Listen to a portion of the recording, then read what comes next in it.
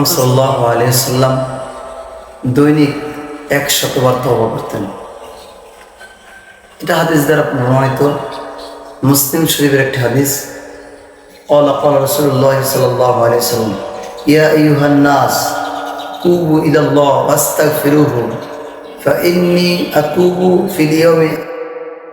তিনি বর্ণনা করেন রাসূল আকরাম সাল্লাল্লাহু আলাইহি ওয়াসাল্লাম বলেছেন, যে লোক সকল তোমরা তওবা করো, আল্লাহর কাছে ক্ষমা প্রার্থনা করো, কারণ আমি দৈনিক 100 বার তওবা করি এবং আল্লাহর কাছে ক্ষমা প্রার্থনা করি। তিনি নবী হওয়ার পরে 100 বার তওবা করতেন, 100 বার আল্লাহ তাআলা রাব্বুল আলামিনের কাছে মাফ চাইতেন। কিন্তু আমরা মুসলমান হওয়া সত্ত্বেও আমরা মুমিন দাবি করি, কিন্তু আমরা যে দৈনিক যে গুণাগুলো করতেছি এই গুণের জন্য নিজে লজ্জিত হই না, অনুতপ্ত হই না, আল্লাহর কাছে ক্ষমা চাই না।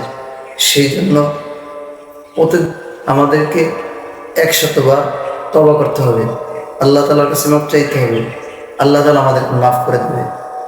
আমি একটুবার ভেবেছি, একটুবার কল্পনা করেছি বলেন যে আমার কলবের মধ্যে যে কালিগুলো রয়েছে, আমি যে গুনাহগুলো করেছি, এই গুনার দ্বারা আমি কি জান্নাত পাবো নাকি জাহান্নাম পাবো? আমার মৃত্যুর আগে যদি আমার গুনাহকে মাফ না করাইতে পারি, আমি যদি আমার মৃত্যুর আগে আমার কলবকে পরিষ্কার না করতে পারি, যদি আমি এই কলবকে গুনাহ নিয়ে মৃত্যুবরণ করি, আমার কলবের মধ্যে যদি কালি হয়ে ভর্তি থাকে, আমার যদি অবস্থায় মৃত্যু হয়, তাহলে আমার কবরটা কি জান্নাতের টুকরো হবে নাকি জাহান্নামের টুকরো হবে? আমি যদি একবার ভেবে দেখি, একটু চিন্তা করি যে আমার জীবনে আমি কি কামাই করছি, আমি অন্ধকার কবরে কি নিয়ে যাব? দৈনিক আমি তওবা করি, আল্লাহ তাআলা আমাকে মাফ করে দেবে। যদি তওবা না করি আর আমার যদি গুনাহ জর্জরিত থাকে, এরপরে আমি যখন মারা যাবার মুহূর্তে আমার তওবা যদি নসিব না হয় আর আমি যদি এই গুনাহগুলোকে নিয়ে যাই, হয়তো আমার কবরটা জাহান্নামের টুকরো হয়ে যাবে। আর যদি আমি দৈনিক 100 বার তওবা করে নেই, আল্লাহ তাআলা রাব্বুল আলামিন মাফ করে দেবে, আমার কলবটা পরিষ্কার থাকবে, আমার কবরটা আশা করা যায় জান্নাতের একটা টুকরো হয়ে যাবে। যদি এমন হয় যে আমি গুনাহ নিয়ে আমার মৃত্যু হয়েছে, আমার শরীরের প্রত্যেকটা অঙ্গ প্রত্যঙ্গ গুনাহ জর্জরিত, আমার কলবটা নষ্ট হয়ে গেছে, কালিতে ভরপুর, এমন পরিস্থিতিতে আমার কি অবস্থাটা হবে? হে যুবক, একটিবার ভাবো, হে যুবক, একটিবার চিন্তা করো। তোমার গুনার কারণে তোমাকে জাহান্নাম যেতে হবে, তোমার গুনার কারণে তোমাকে জাহান্নাম যেতে হবে।